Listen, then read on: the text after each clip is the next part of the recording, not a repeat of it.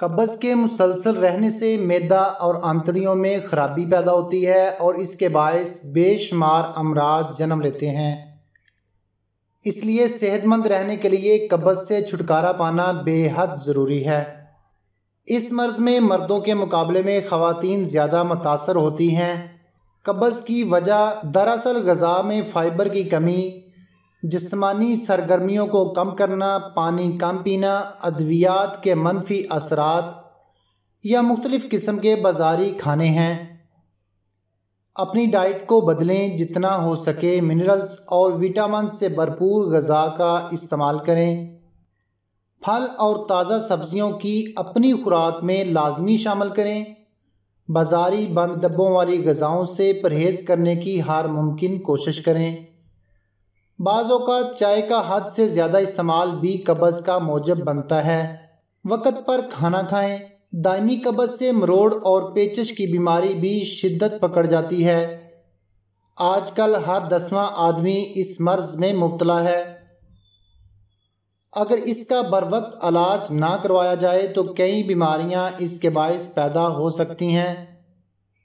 قبض کی صورت میں سانس سے بدبو آنا، زبان پر سفیدہ، پیٹ میں درد، پیٹ کا پھولنا، بدہضمی اور سر درد اور بے چینی وغیرہ پیدا ہوتی ہے۔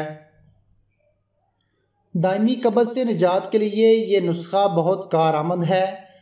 بڑی ہڑ آدھا چائے کا چمچ، چھوٹی ہڑ آدھا چائے کا چمچ، آملہ آدھا چائے کا چمچ، 1 گلاس دودھ، یہ تمام چیزیں پیسی ہوئی ہونی چاہیے۔